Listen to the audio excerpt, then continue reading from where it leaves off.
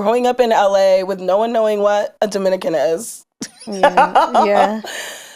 Consistently not feeling Latina enough, from like Central Americans and Mexicans who didn't know. They're like, you speak Spanish, but something's off. And then African Americans, right? Black people just being like, yes, but something's off. Yeah. Like having my family and being able to come home and not feel weird, being able to feel like safe and seen, and like being able to go every summer to Florida to be with my family. Yeah. And not be an outsider. Yeah. The comfort in just, it is, this is who I am, this is my culture, and it's okay to be me. Oh my gracious.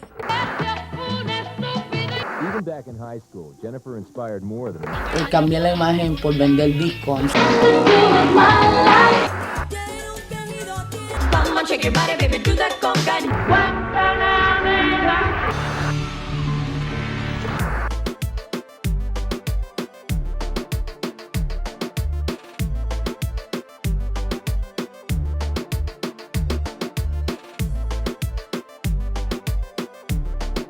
What's going on, guys? Welcome to Growing Up Latina. I am your host, Alyi V, and I am super excited because I have the wonderful Danielle Perez.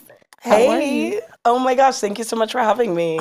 This is a true manifestation. Truly, you thought it, you believed it, and so it is. I wish I could take all the credit, but I can't. What? I have to give it to my boy, Roz. Okay. Who's actually in studio with us as well. Shout out to Roz.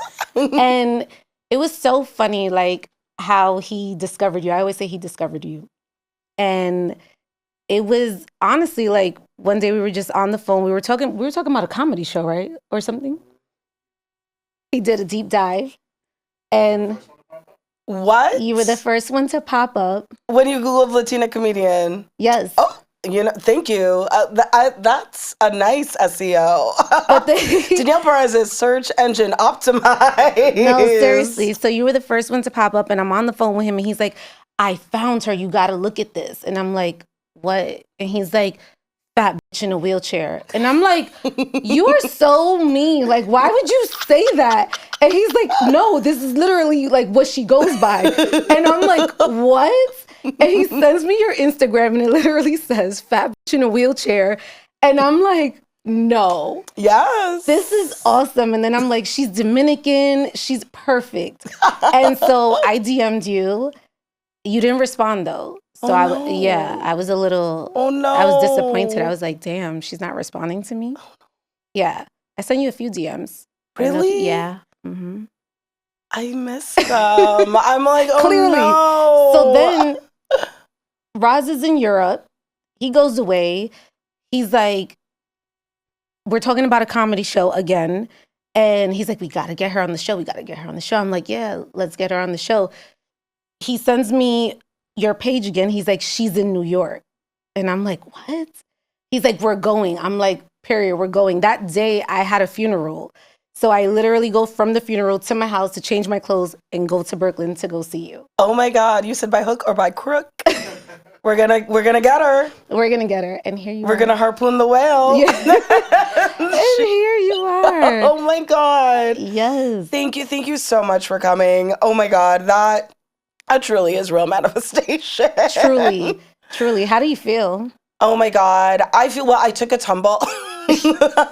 Let's talk about that. Yeah. So, had a little accident backstage. This was at your show. At my show, my headlining show, doing my hour. I literally tripped, fell backwards out of my wheelchair, banged my head on the corner of a metal locker.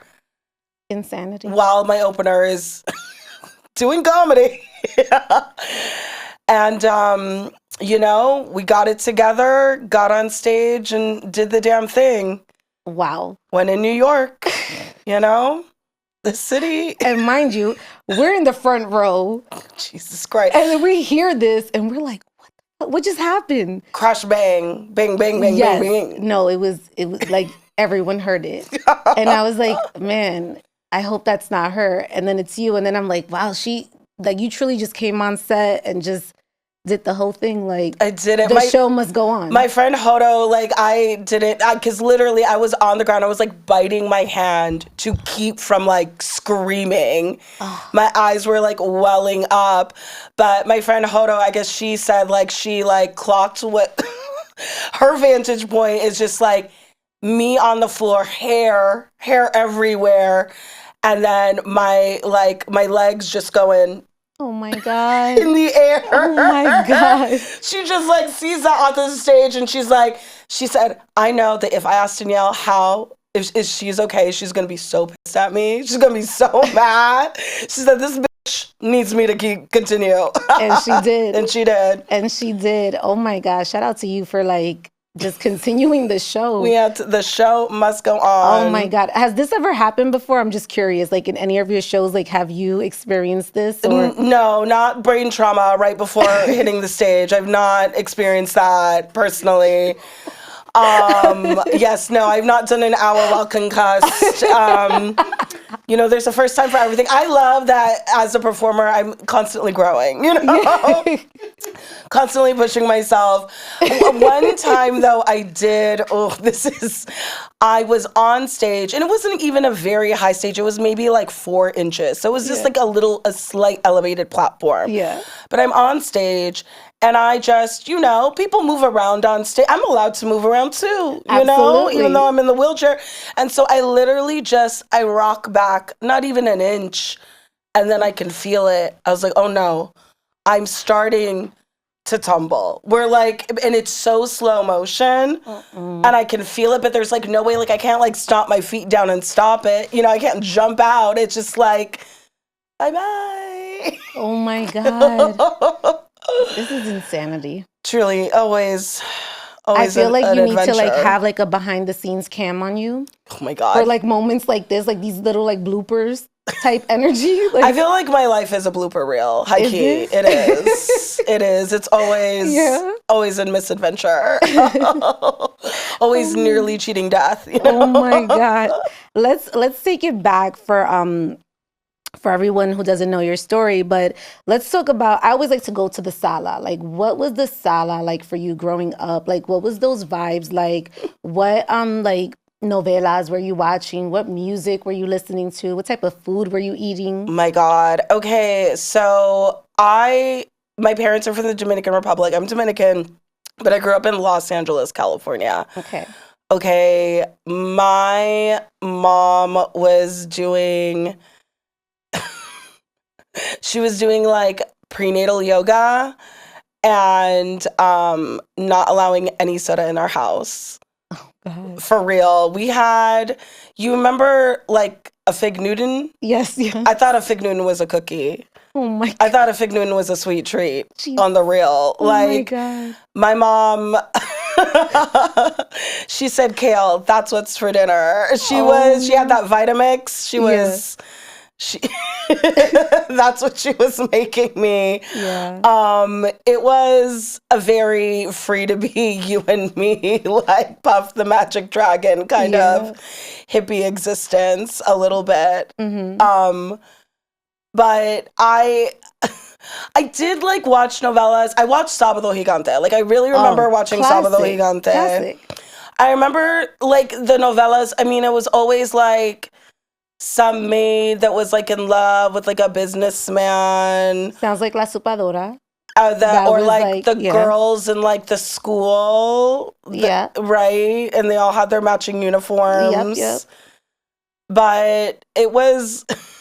My sister and I had a lot of creative alone time. Okay. Do you know what I mean? Mm-hmm. Like my dad was really busy at work. He had his own practice. He's an optometrist. So he like owned it, operated, like he was doing all of that. And my mom was like, stay at home. But then she was like, I'm a realtor. So she was out. Okay. She was out a lot. So it was like me, my sister, and the babysitter just chilling, Yeah. kicking it. Okay, so what were you doing during this alone time? Like, what was that like for you? It was definitely a lot of let's make a play, let's put on a play. But I was saying let's put on a play, and then I was like telling my sister she wasn't doing it right. You know, I was like, no, but you got to stand there, but you have to say this. So you was directing this play, whole thing. Okay, yeah. Got it. And then my sister would just like get mad at me. It's like, I don't want to do play anymore. Like, this is not fun for me. This isn't fun. You're just moving me around and telling me what to do. So how do we get into comedy? Like, what is this world? Like, when are you introduced to this world? Because no one in your family is doing this, right? No. So my dad still thinks, he's like, stand-up comedy is like, so you just like hang out at bars. I was like, no. Like, it's work though. And he was like, is it? Is it work? It is. I've been paid to do this. That's right. It is work. No. So I lost my legs when I was 20. I acquired my disability when I was 20, and I moved back home. I was living in San Francisco. That's when I lost my legs, and then I moved back home. And how did that happen? So San Francisco, they have the Muni light rail system. It's like a subway, it's streetcar, but they run above ground, below ground. I was like hit by it. Mm-hmm. And so I lost my legs. People like think it's a trolley. It's like I could outrun a trolley now. Yeah. It's like it's a light rail system. Okay. They're very fast, very big. So wait, hold on. So you're 20 years old, this happens to you. Yes. What's like the first thing that goes through your mind? I'm sure like life is just like at that moment. No, it was really I like really was like, I'm gonna be fine, right? I'm gonna be fine. This is crazy, but the kind of when I came to and like was in the hospital and like it was like, okay, we're kind of on the road to recovery. The prosthetist came in, like they make the prosthesis and stuff like that, and I was like, I just have two questions. Can I be taller and can I wear heels? And they said yes. And I was like, okay, well, I don't have any questions. Like, that's fine. Yeah. Dismissed. Clearly, many years later, not wearing prosthesis, there was more to discuss. Yeah. I think the transition from being non-disabled to disabled, it wasn't physically hard. I think it was more mentally and emotionally hard. Like, I remember in the hospital, the physical therapist, they were just asking me to transfer, to just like move from my bed to the wheelchair. And I refused. I was so angry. Do you know what I mean? Yeah. It wasn't that I couldn't physically do it. I didn't want to. And I was just holding on to that. But the reality is like, you got to go to the bathroom, you got to move. Like, you know what I mean? Like, there's certain things, like, you're hungry, you're going to figure out how to eat. Like, I don't want to be cooped up in the house all day. I need to figure out how to get my driver's license. I need to drive, you know? Like, I wanted to be a young 20-something experiencing the world. And so I just did it, you know? Yeah. But people are crazy. I mean, oh my God, you're so brave. It's like, no, I'm just out here trying to, get a coffee, right? Yeah. Like, I'm just trying to, every day, I mean, New York City, my God, this city, I feel like for non-disabled people, like it is a battlefield every day to get out of your house, to get on a train, to walk how many blocks? That's right. Up the stairs, like it's exhausting. Yeah. And just because you can physically, like, it wouldn't be challenging, right? Or wouldn't be, oh my God, like you're overcoming if the world was accessible, right? Accessibility. Like that's the argument for ramps and elevators and wide doors and spaces. Like if the world was built for disabled people, we all benefit. Then you see a lot more disabled people. Then it's not that one person that's just like clawing their way out, you know? But that happened when I was 20. And so I moved back home and I'm just like trying to be normal. I'm trying to wear these prostheses. They're not working, obviously. Because of the nature of the accident, it just was very hard to get like a fit that didn't hurt. And your body hurts for a reason. Yeah. But I'm just like, they gave me these pain pills. So I'm just popping them like TikToks, just trying to get through and going out and living because I want to be normal. And it's like not working, you know? I got multiple staph infections, ended up in the hospital a few times, not good. And finally was like, you know what? I'm just going to use a wheelchair. We're going to use a wheelchair. It's going to be fine. And I got really depressed. I gained a ton of weight and I had no idea what I was doing with my life. Frankly, like very lost, very sad, very depressed. I was doing accounts receivable for like a water filtration company. Like, I was like, I guess maybe this is my life. Like, my life is just, I have like a really boring day job and maybe like an interesting life outside of that where like I go to comedy shows or, you know, I go to cool wine bars with my friends or something, you know, I just I do stuff, but it's like kind of monotonous, you know, and my best friend, she had gone to Europe to be an actor, like to be like trained. And then so she was living in LA, pursuing acting. And her roommate was also an actor and a stand-up comedian. And she was like, let's go check out a show. And I went to his show and he was so unfunny. This man was so deeply unfunny. Really? Yes. He knows. I've told him. He knows. He's heard me say this. I'm like, it would suck if he heard this interview. No, he knows. It was not good. It was very bad. And I was like, but it was like at the Comedy Store. Yeah. And I'm like, wait a minute. This guy's here on stage doing stand-up comedy. I said, girl, we can do stand-up comedy. We're funnier than this. And she was like, okay, yeah, let's do it. So we signed up for this comedy class. They told us you got to go to open mics. We said, okay, let's go. I thought we were just going to the open mic to watch. My friend signed us up. Yeah. I was random coffee shop. I had nothing prepared. I just started talking about my life and people were laughing and like seeing me and paying attention. And that energy of commanding a room, I was like, oh my God, literally never done heroin. I need this for the rest of my life though. Like it felt so like you got this good. High off of it. Yeah. Yes. So let's take it back really quick because I do want to unpack a few things here. So during this time, now you're in this like whole transition in your life, right? Because this happened at 20. Yeah. What are your friends, how are they reacting to you? Like what are like some of their responses? How is your family behaving during this time? Like what's like that vibe? Yeah, well, I mean, when I left Los Angeles to go to San Francisco, I was like, fuck you, like I'm out. Like I was very much a loser in high school. I was very unpopular, not cool at all. I had like one best friend, but like I was such a loser. Like even the drama people didn't want to hang out with me. Do you know what I mean? Like the drama freaks. Yeah. Like yeah. Hey, I'm a drama major. You know? So I'm like, damn. When you say, ooh, but not that one, that's rough. That's rough. Yeah. Outcast of the outcast. So I really thought I was going into San Francisco and it was going to be this whole amazing new world. And it was. Like, I met people that actually enjoyed me and liked what I liked. And it wasn't just a matter of, like, I guess I kind of have to deal with you because we're in the same math class and, create an alliance almost. It was, people were seeing me and it, you know, I got to be queer and I got, you know what I mean? Yeah. Like I got to just live a life that I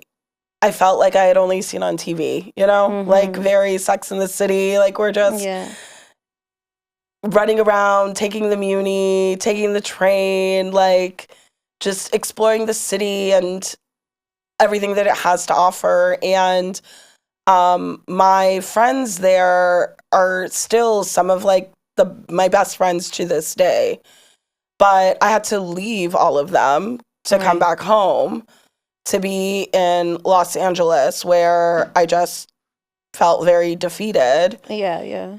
And I think really what happened was it was this hard part about being like 20 and wanting to just like go out and party, and we're all doing that, and wanting to be normal, but then taking it to such an extreme, because I was also just very much trying to escape like the reality of the situation, and just I'm fine, and it's like, girl, you are not fine, you are not well. But everyone is like, well, you know, she's going through a lot, she lost her legs, you know, it's okay that she got a little crazy. And that just kept going. And so now we're not 20 anymore, we're 25, and people are starting like to get their careers, and it's like, what's Danielle doing? Still going out all the time. Right. And then it's 30, and then it's like, yeah, we're actually not okay with that anymore. Yeah, you start to ask a lot of questions. Like, what's going on? Yeah, no, maybe we're not friends with Danielle anymore. I had a really bad friend breakup. No one talks about the friendship breakup. The friendship breakup. That's a real breakup. It's real. I mean, my best friend from high school, where, you know, she was like the one person in LA that I like could come home to and was with me. And it wasn't like, what are you doing this weekend? It's like, what are we doing this weekend? You know, like every weekend it was just like assumed, and we're hanging tough. And it was like, she just like couldn't take it anymore, where it was like, she's like, no, I have a real life and a real career, and I can't take care of you, and I can't wonder if you're going to be okay getting home. And like, so that's rough. It's just really rough. And so, I was just very lost, and I found stand-up comedy. And but are you like talking to anyone during this time? Are you seeking therapy? Are you like, is it your grandma? Like who's like your outlet? Like to talk to someone about any of this? I wasn't talking. I mean, I tried so many therapists, but it was all on I think I'm smarter than the therapist. I don't think the therapist needs to hear this. You know what I mean? Yeah. The therapist gives me homework. What? Are you kidding? Like, I'm not in school. Yeah. Right. Literally, my aunt, like, demanded we go to family therapy. My aunt, not even my mom. She said, your mom's coming, your dad's coming, your sister and you, and me and your uncle. And I said, oh, I know how to run this room. Right? Just like kicked it off with like saying something about like my mom and my dad, and then they're going at it, and then everyone else is going at it, and I can just be quiet the whole therapy session. The whole shit show. I've been in therapy since I was in kindergarten. My parents got divorced in kindergarten. I know how to talk to a therapist. It was not, therapy does not work unless you genuinely want to work on it. Absolutely. And I was not trying to work on it. But then, because I feel like at some point there was like a switch in your mind that you just felt like, I'm no longer going to feel sorry for myself, right? Like you're just like, at some point you're stepping into your power, going into comedy. So I wonder, like, what was that pivotal moment for you? I don't know if I ever felt sorry for myself, or like if that was the active thought. Okay. Do you know what I mean? I don't think the thought was like, poor me, because it was like I was still going out. I was still like living and participating in society. Maybe not in like a constructive way or a healthy way. Right. But I was still like, I got my driver's license. There's like a cool new bar, cool new restaurant, like this, that, a museum. I was like trying to fill my life with like things and activities and feel like, and that's living, right? Yeah. Like enjoying and consuming, you know, but it wasn't, I was not doing any inner work. Right. And comedy is not inner work, but it did give me a purpose. Yes. Like I had something to truly work towards and show up for and be accountable to, you know? Now I wonder, because you're Dominican and, you know, in the Latino household, if you start telling your parents you're going to be in the entertainment industry, they're like, absolutely not. It's not going to happen. No. You know, so like, how are they reacting to this news when you're like, I'm going to be a comedian now. Like, what is that like? Do you know how disappointing you have to be for your parents' reaction to be like, thank God you found something? That's where we're at. Do you know what I'm saying? Yeah. Like, I was kicked out of my mom's house. Yeah. Like, during all of this, it was like, there, again, my aunt was like, intervention. Yeah. Intervention. Hi, you can't live with your mom anymore. She actually can't take it.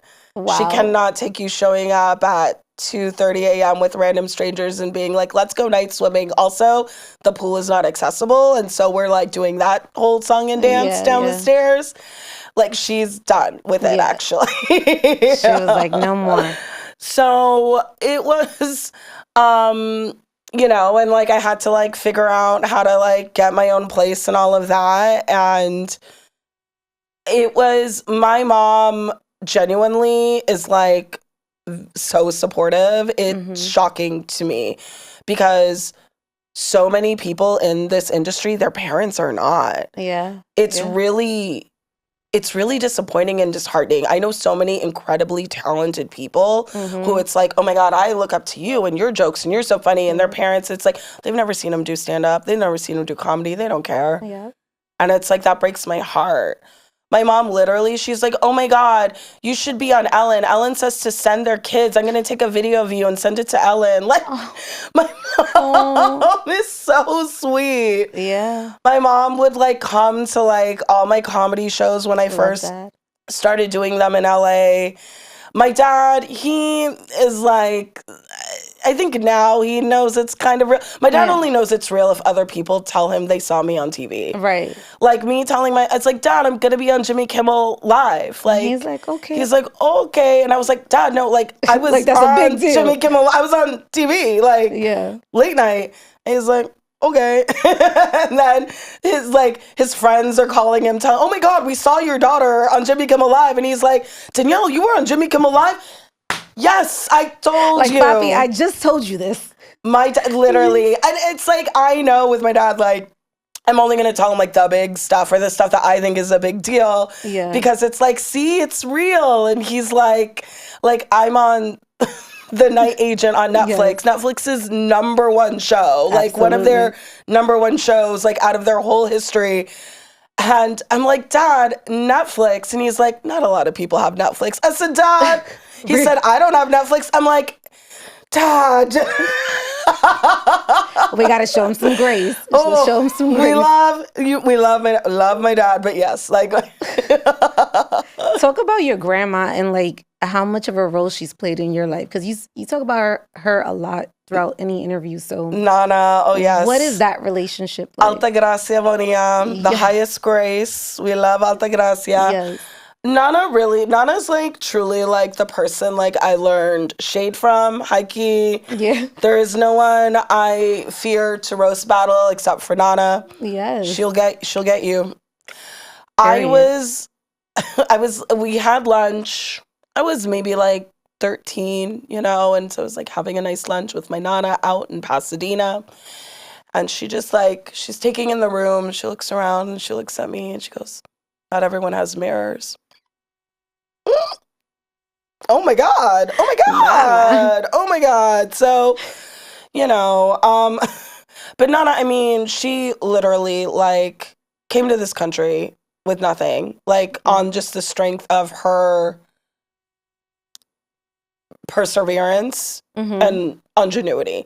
Like she was a seamstress in the Dominican Republic, but I mean, even before that, she was like supporting her family selling chocolate. You know what I mean? Like she did that to like save up to buy the sewing machine. She was a real hustler. Fully hustling, you know, just, and DR, very classist. So it's like, you know, she sees her dresses, could never wear her dresses, never enter any of the places where her dresses are going, but that's what it is. And then she gets married, has my mom and my uncle, and divorces back then. Crazy. Yeah. And decides to come to the U.S. Literally, her shitty ex-husband is like, I won't let you bring the kids unless you give me my citizenship too. Get me over there too. It's like, oh, wow. You know, Wow. she's just like had to endure so much, comes to the US, marries another loser, divorces him, but like all throughout it has like taken care of her kids, put them through school, right? Was able to work in fashion, continue to be a seamstress, continue to be a tailor and pattern maker, and just like reach heights where she has traveled all over the world. She's been to Russia. Like she has one of those old cabinets with like all the spoons of everywhere she's been. Love that. And it's like, you know, she went to Parsons at night, you know what I mean? To like study and learn to get the degree, because it's like just because you have the skill, but you need the degree. Yeah. Right. Yeah. What's like some of the advice that she's given you that you've been able to like take on with you? Oh my God. Nana, I asked Nana about love. I said, Nana, what's it feel like to be in love? And she said, what's love? I hear her. You know, and so it's like, I think, if anything, like the lesson of you can really only depend on yourself. That part. You know what I mean? Like, if you want good things, you got to do the work to make those good things happen. Yeah. But that self-reliance and perseverance, I think, like, genuinely, for me, like, those are, like, the lessons of Nana, of just, like, it is possible. It's possible because of her. Yeah. She did all of that, you know? She really did it. She really did it. She really did it. And I'm out here drinking LaCroix, buying crystals. Yeah. I want to talk about... doing my yap. But, like, no, because of her, like, I am able to do this, like, live this silly dream, pursue my crazy ideas, like, make comedy. And I frankly owe it to her to, like, be successful, because I come from a line of successful women who did that shit.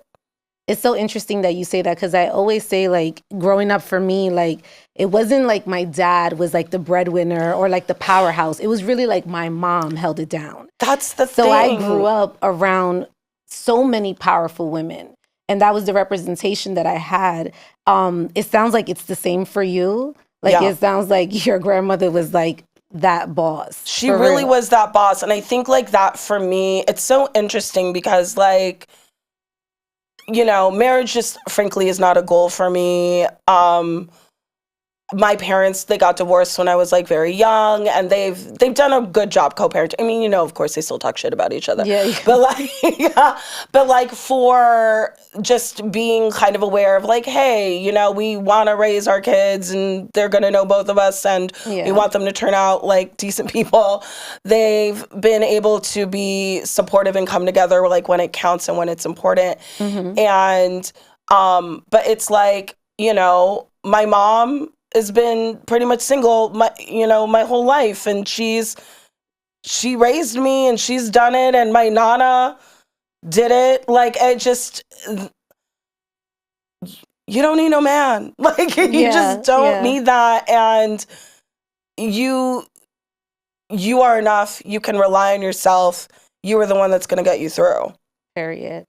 I want to talk about, because even in the pandemic, you had mentioned like, this is it, the pandemic happened, I'm gay now. Like, you know, it's so like how is even that conversation with your family? Because I feel like just in the culture, like when you tell your family something like that, they're like, what did I do wrong? How did I raise you like this? Like, what happened? So what was that conversation like when you come out to your folks?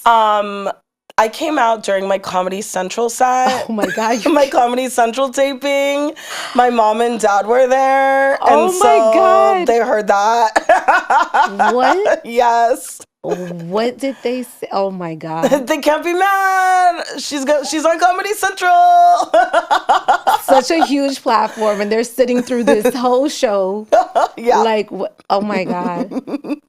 But they're pretty chill. They're pretty progressive. Like, I grew up in Mount Washington, which is like, I didn't realize it like at the time growing up, was a very like gay neighborhood, just a lot of like Barney and Larry and Gina and Irma. And I was like, oh, you just get to live with your best friend when you grow up. Yeah. Like, that's what I thought. I was like, I can't wait to do that too.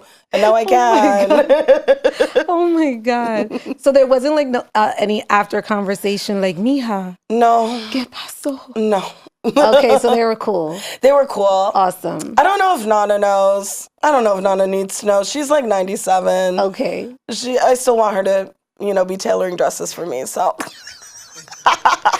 So marriage is not in your future. It's not something that you see. It's not, I guess it's just not a goal for me. It's not a goal. Yeah, it's not that I don't want like romantic love or partnership, but it's like, I think that marriage as an institution and as an idea is just not one that I crave necessarily. I also don't want kids. Okay. And so I think that's like also a big part of it. It's like, well, if I don't want kids, kind of what is the point of marriage? And I know some people, that's everyone that's got their, but just for me, it's like you could have lovers, a season for someone, and then we decide I wonder, like, what's a relationship like with you? Because you're, like, Jesus. hilarious. Like, any arguments, like, are they even arguments at that point? Like, what I mean, it's basically, the argument is, like, you're wrong. Like, why are you doing it so wrong? Why are you being so wrong? There is no argument. It's,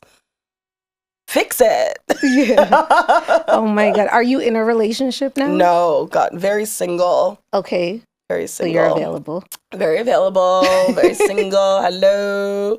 Please reach out. So what's this new lifestyle for you? Because I know like there is a certain, I guess, period where now this is no longer your passion, but now this is like your business. Yes. So like, how do you get the right team? Like talk about the business aspect of being a comedian. It is, and we're still figuring it out. Yeah. But I'm very, very fortunate being in LA and starting in LA. There's a lot of positive things. There's also a lot of negative, but positive-wise, it's like the industry is there. The industry, everyone's there. But also that is very intimidating because it's like, you're seen by people. And so when you're first starting out, first impressions, they matter. And if you're not giving it and people are like, oh, it's that unfunny girl. Yeah. And she's in a wheelchair. That's too many bad things. Can you imagine? No. No, but thankfully, like, I worked really hard in Los Angeles and developed my talent and was able to get a manager. And that was really exciting and amazing. And But do you find them or do they find you? They find you. Okay, they find you. Okay. They find you. I mean, I think especially with stand-up comedy, people you want them to reach out. If you're kind of reaching out, there's so many of us and there's so many talented comedians. It's literally their job to find you, to seek you out. And so it is the kind of thing of they want to know they can make money off of you. Yeah. You know what I mean? They want to know the talent is like verified enough. And thankfully, I was out in LA and I was reached out to and I had a meeting and I was like, oh my God, my life is going to change, everything. And then it doesn't.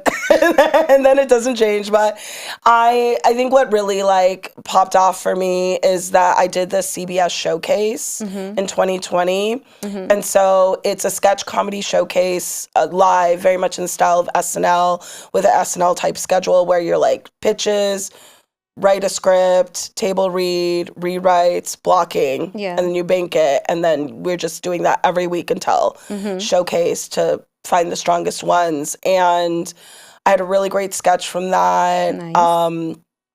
The LA Times like profiled me after that. That was amazing. Sounds like 2020 was like your big year. Well, was that like your year? That was January. So it happens right before pilot season. Because January is like when pilot season starts. And that's when all the networks, like when, like CBS, ABC, NBC, all of that, they audition everyone for all of the new shows that they're gonna produce and make. And so that's kind of that's why the showcase happens there. But then the pandemic happened. Everything shut down. So everything shut down. And I thought everything I had worked for was turning to ash. Yeah. Fully. Jesus. Fully. It was I was unwell. Yeah. I got on meds. That was good. Very thankful for that. What were you taking? Lexapro. Okay. Still on it. Those 20 milligrams a day will do you right. No, I'm very thankful for the Lexapro. Okay. I think genuinely, I didn't realize like, it's not like I'm going through life like clouded or foggy or something like that. But and even though I knew like, no, medication's important. And if you need it, like it's not a judgment on you. And it's not that you're not strong enough or you can't handle it. It's like, it's just a chemical reaction in your body. But somehow it's like I could think that and know that for others, but not myself. And it felt like I'm a failure and I can't just like get through it because it's like, frankly, I've gone through all these other things, Right. But then being on it, it's like, I'm just, there's just so much less, not stress, but there's an ease. Like it's not so tight on my shoulder. Yeah. It's not as heavy. I can just kind of like just chill for a little bit. Yeah. Like you can breathe. I can breathe. Mm-hmm. Now your jokes, where are they coming from? Is this like real life shit that's happening to you? Is it like some of your friends, like you see some things that are happening to them and you take that and make it material? Like what is that process like for you? Yeah, it's real life. It's real life. It's me. It's what's going on. It's what I see. What's happening? I wonder if I was your friend and I went through some shit and I'm like, is she gonna use that as material? Like, no, I mean, I genuinely don't necessarily. Well, so many of my friends are comedians too, so it's like I'm not gonna talk about that. That's for them to talk about on stage. Right. I honestly, most of it is me. I'm like, really funny. That's why I like to hold a mic and to be the only one talking in a room. I was like, because I'm enough. Yeah. What was like that moment for you where you look back and you're like, I made it. Like I'm really proud of this moment. My God. Because you've honestly, had so having many you moments. come to my show, stalking me, showing me up, getting me here, dragging me. She dragged me here, put me in a sack. Got me here. I sure did. You sure did. And I felt bad because you come out after your performance. You have the whole head wrap. My head is ice. And I'm like, I feel bad like trying to have this conversation. But it's almost like you got to shoot your shot type of energy. You shot him and I'm here. But like, no, to be seen. But you know what I mean? Genuinely, like that means so much. Yeah. Like you came out to my show, you said you're gonna do my show now. Yeah. And that's huge. Like thank you. All I want is to entertain and to be seen, and thank you for seeing me. Please don't make me cry. Because I will literally get up and be like, I want to go into some rapid fire. These are fun. These are gonna go quick. Okay, tell me you're Latina without telling me you're Latina. Ooh, she can merengue in a wheelchair. You can. Mm-hmm. Period. Mm-hmm. I'm visiting you. What's your favorite Latin dish? Ooh, I like pernil. Do you cook? Yeah, but like you didn't say that confidently. Okay. I like to make a fancy, complicated recipe, but a fancy what does that even? Something that is very from scratch that maybe takes a day ahead of time. Yeah. It's not, I'm not cooking, let's make some dinner. Right. I saw this on Bon Appetit. Yeah. And it's very complicated. And I made it now. And now I'm not even hungry because I'm so tired because I made it. Mm-hmm. Okay. What's one thing you need in the morning? Sleep.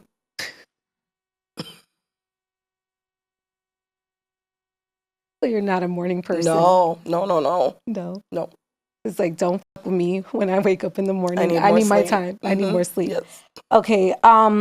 What's the last movie that made you cry with laughter? Like it was so funny that it made you cry. Oh my God, so funny it made me cry. Yeah. It has to be a movie. It could be anything. Oh my God, Oh Mary. I saw Oh Mary. Mary last night. Yeah. Tears. Like, it was so funny. Cole Escola is a sick little freak in the best way. And Oh Mary is so funny. Love this.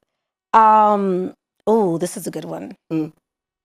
If you had an opportunity to have the Last Supper with 3 Latinas, dead or alive, it could be anyone, who would it be?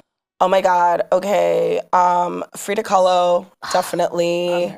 Love her. Disabled Latina icon. We love her. Oh my God. Okay. I need 2 more. Oh my God. Oh my God. I'm like, there's just like such a universe. I'm like, oh my God, who? Like, I don't want to leave anyone out. Oh my God. Could be anyone. Doesn't have to be a celebrity. It could be literally anyone. Dead or alive.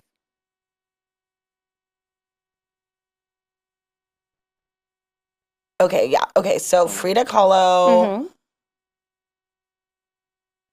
AOC. Okay. That's a good one. And God, I'm like, who's the pressure? She's like, the I pressure. know, the pressure. The pressure is like, it's so getting to, I'm like, it's real. It's so real. Like, you got 2 solid people right there. No, I know, but it has to be Latina, right? It can't be Coleman Domingo. I'm like, has to be Latina. Okay. We got Frida, we got AOC, and that's already an interesting conversation, by the way. Do you know what I'm saying? Like that's already. I want to have a key, like, and. Oh my God. You got one more. I know you got one more. No, I know.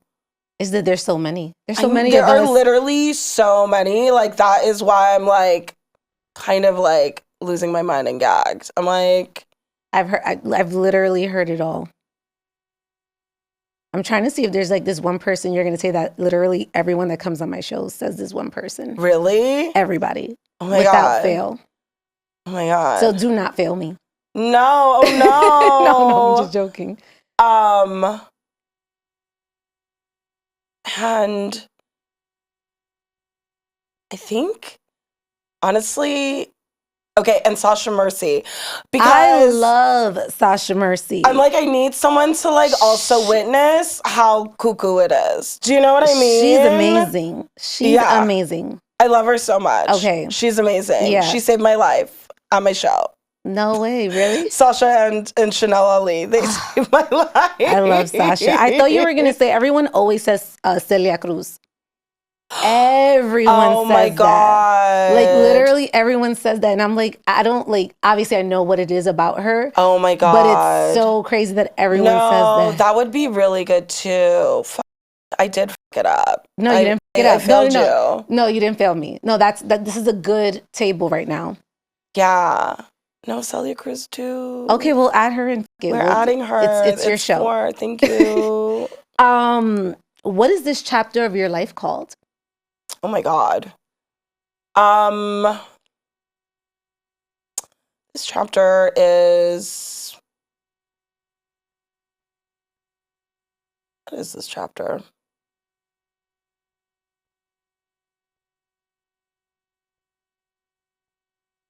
It's not reinvention. It's.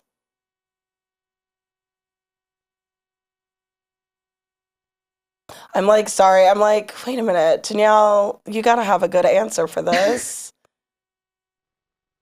I know you said rapid fire, and I'm here like. No, it's fine. Listen. Like dial up, like very slow. Just glitching. No, you're fine. This era. I know. I feel it's like not like Nike just do it, but it's like not.